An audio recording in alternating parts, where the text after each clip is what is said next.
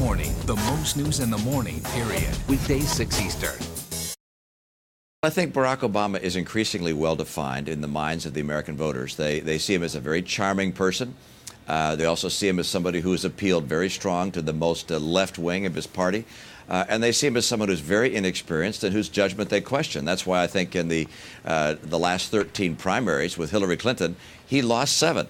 So I think he's got some real challenges within the voting public. You think the fact that she finished fairly strongly might present some problems for him going forward? Yeah, I think there are a lot of people who like Barack Obama and find him to be well-spoken and a handsome man, but just don't think that he's ready to lead the strongest nation on the planet. They're concerned about his experience in foreign affairs, particularly as it relates to the Middle East.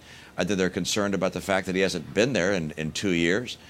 These are the kinds of things I think that are causing people to say, you know, a nice fellow, but not a person who should be leading America at a time when our economy is so fragile and when our concerns around the world are of such an elevated nature. Let me just pick up on that point about the economy. You were quite critical during the primary season of John McCain's credentials on the economy.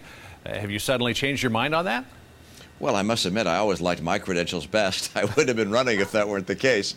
But there's no question but that John McCain, who's served for, 25 years in the Senate, has been part of the Reagan Revolution, has seen our economy go up and down, understands what it takes to grow jobs and to protect the livelihood of the American But you worker. you yourself suggested, though, that the economy wasn't his strong suit.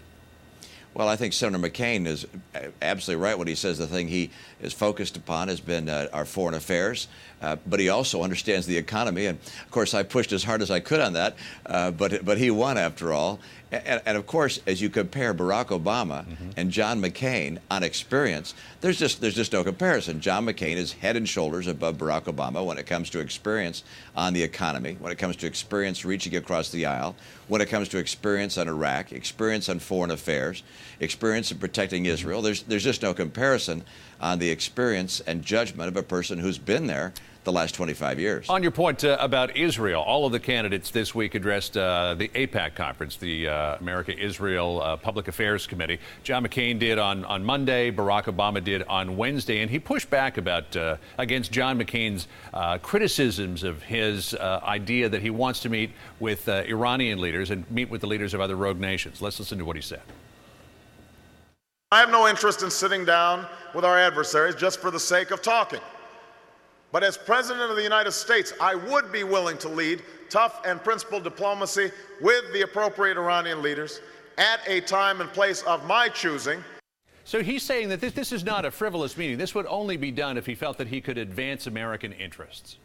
You know, he's going to do his very best to try and walk back from what he said in the Democratic debate. And in the Democratic debate, the other candidates made it very clear they would not sit down with Ahmadinejad himself or with Assad or Kim Jong-il or Castro without condition. And Barack Obama said he would sit down with them in his first year. He would meet with them without condition. A statement like that shows a naive lack of experience that I think is going to haunt him throughout this campaign. It's the wrong course for him to have set. It's why people in Israel are very concerned about Barack Obama, and why I believe that you're going to see time and again the experience of John McCain standing forward is a much better example. So I think he's trying to say now he just wants to negotiate with these people only if he can make progress. Look, that's not what he said in the debate. He said he would meet personally with Ahmadinejad, with Assad, with Kim Jong-il, with Hugo Chavez, with Castro. That's simply the wrong course for American foreign policy. You only meet with those people when there have been conditions met, when there's been progress. Of course you talk diplomatically. Diplomatic channels are always open between nations of the world, but the president doesn't grace the world's worst tyrants with a propaganda bonanza. Oh, hey, Governor, one more question quickly before we go. The Memorial Day holiday came and went without the gas tax holiday. What happened? You know, I wish we did see the gas tax holiday that Senator McCain pushed for. I know that it would have made a difference to a lot of people who are paying a lot of money for gasoline. He hasn't mentioned it lately. Is it off the table now? Well, he's something that he said he's for, and he's going to have to get the Democratic leadership to take something like that up.